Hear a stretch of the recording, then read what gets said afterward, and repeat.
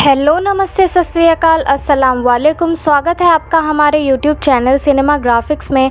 और आज मैं साल 2020 में रिलीज़ हुई एक Argentina horror film the funeral home की स्टोरी को एक्सप्लेन करूंगी। इस फिल्म की IMDb रेटिंग है 4.5 आउट ऑफ 10। इसके राइटर डायरेक्टर है मौरो इवेन ओरेजा।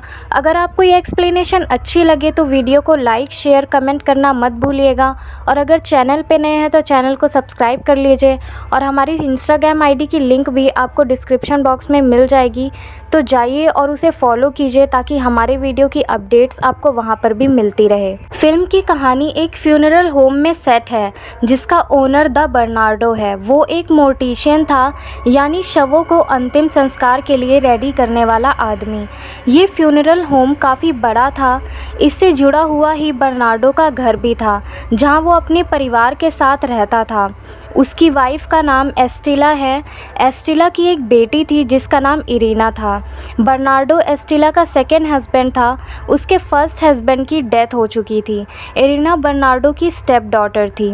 इरीना की दादी जिंदा थी जो उससे बहुत प्यार करती थी। एस्टिला और दादी के रिश्ते ठीक नहीं थे। उसे लगता था कि वो इरीना की कस्टडी चाहती है।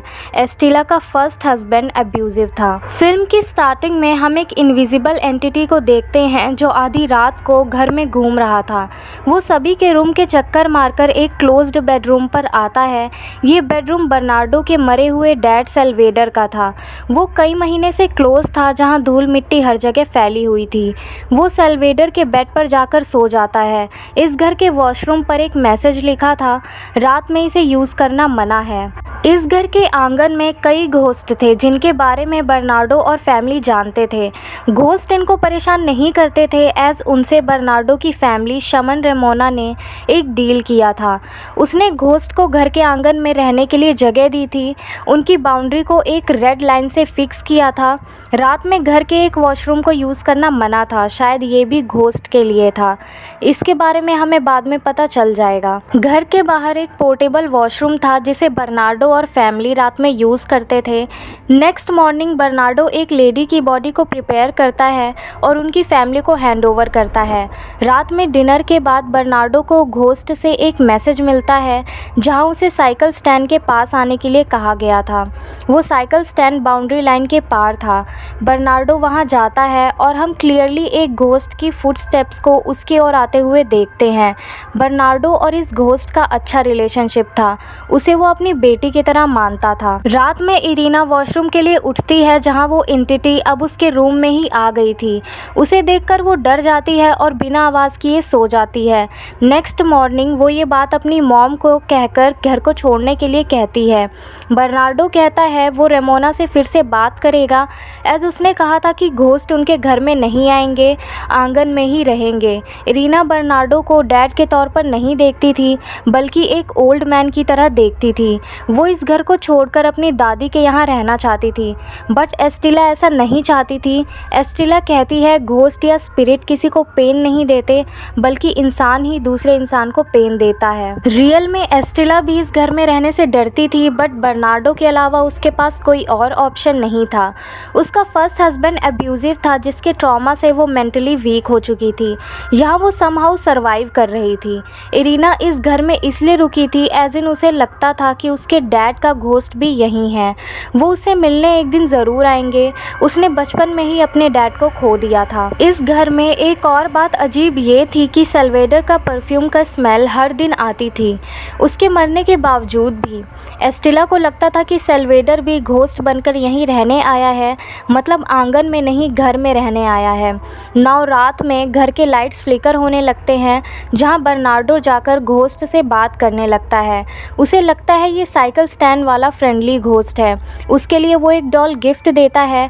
वो घोस्ट भी थैंक्स डैड कहता है। इस रात इरीना डर गई थी। वो बाहर वॉशरूम जाना नहीं चाहती थी, इसलिए वो घर में बनी वॉशरूम को यूज़ करने लगती है। कुछ पल बाद वॉशरूम का हैंडल अपने आप मूव होता है। डरावनी साउंड्स आने लगती हैं। इरीना पैनिक में एस्टिला और बर्नार्डो को कॉल करती है, बट कोई नहीं उठाता। वो वॉशरूम से फ़ौरन भागती है जहां उसे सल्वेडर के रूम में से दो हाथ दिखते हैं। वो एस्टिला के पास जाकर चिल्लाकर उसे उठाती है। वो अपनी दादी के यहाँ जाने लगती है। एस्टिला और बर्नार्डो उसे उसे समझाकर सुबह तक रुकने के लिए कहते हैं। अब हम एक घोस्ट के हाथ को देखते हैं जो एक ब्लू बॉल को उठाता है। बर्नार्डो अब रात भर जागने लगता है। उसे वो घोस्ट अब गालियों वाला डरावना मैसेज देने लगता है। उसे मेन डोर के बाहर तीनों कास्केट दिखते हैं जिसे किसी ने वहाँ रखा था। लेटर उसे एक और मैसेज भी दिखता है जो रेड कलर में लिखा था, please help, it's not me. यानी घर में एक दूसरा घोस्ट आया था जो बर्नार्डो को परेशान करने के साथ साथ बाकी फ्रेंडली घोस्ट को भी तंग कर रहा था। नेक्स्ट मॉर्निंग इरीना अपने दादी के घर रहने जाती है। वो एक बैले डांसर थी, उसने कई ट्रॉफीज़ जीती थी। उनमें से एक ट्रॉफ़ी एस्टेला उससे मांग कर याद के तौर पर रख लेती है। उस रात बर्नार्डो फिर से फ्रेंडली घोस्ट से कांटेक्ट करने जाता है बट उसे कोई जवाब नहीं मिलता। एस्टेला रात को घर के बाहर के वॉशरूम को यूज़ करने जाती है। जब वो अंदर थी तब वॉशरूम हिलने लगता है। उसका डोर लॉक होता है। उस पर एक कटे हुए मुर्गे की मुंडी गिरती है। एस्टेला चिल्लाने लगती है। कुछ देर तक अंदर ही बंद हो जाती है। लेटर वॉशरूम का डोर खुल जाता है। इस सब से वो बेहद डर जाती है। नेक्स्ट मॉर्निंग वो और बर्नार्डो शमन रेमोना को बुलाते हैं। रेमोना घर का एक चक्कर लगाकर सब कुछ ऑब्जर्व करके शाम को एक रिचुअल करने का डिसीज़न लेती है। इसमें वो एक सर्कल बनाती है जिसमें फायर स्टार्ट करती है, कुछ चैंटिंग करने लगती है। उसे घर में हुए इवेंट्स की विजन आने लगते हैं।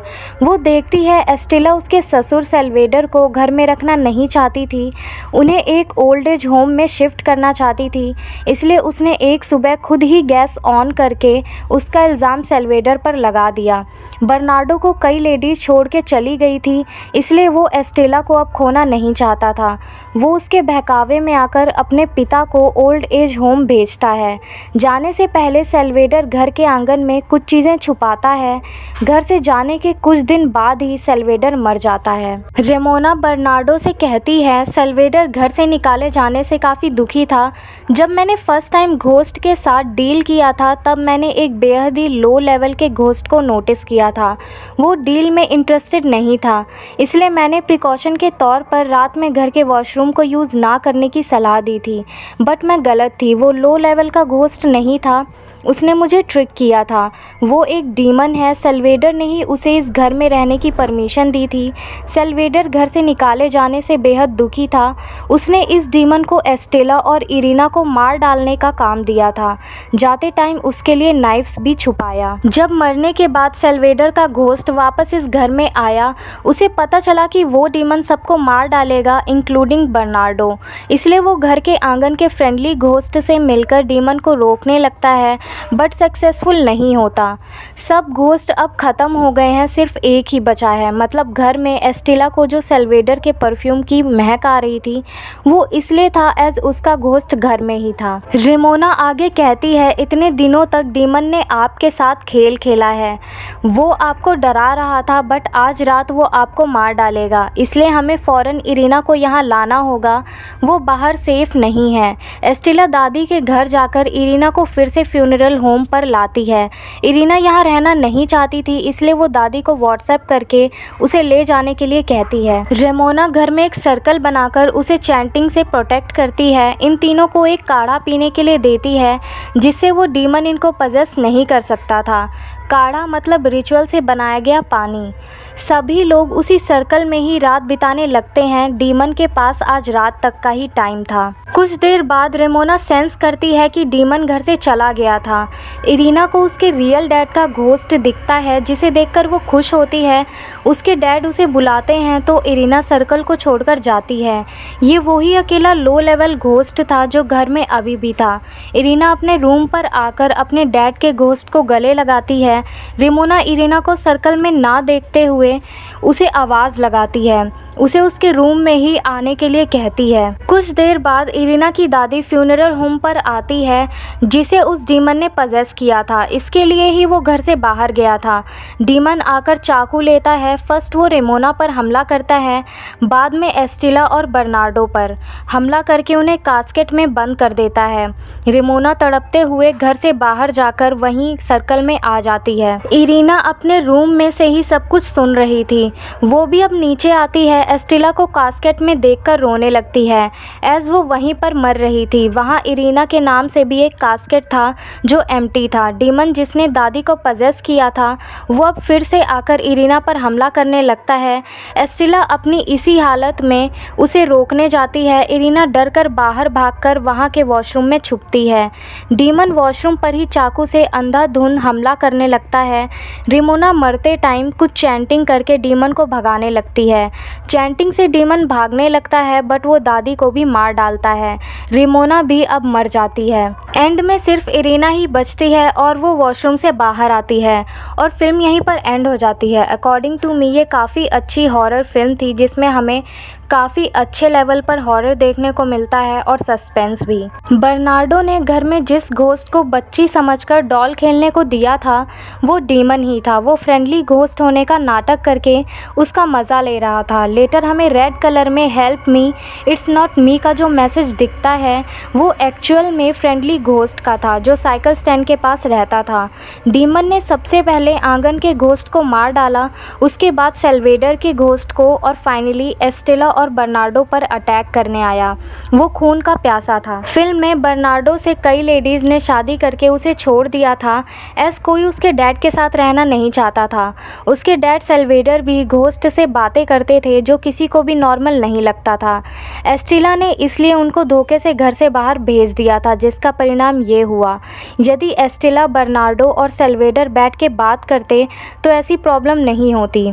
खैर फिल्म तो ठीक ठाक थी। अगर आपको ये हिंदी एक्सप्लेनेशन अच्छी लगी हो तो वीडियो को लाइक, शेयर और कमेंट करना मत भूलिएगा।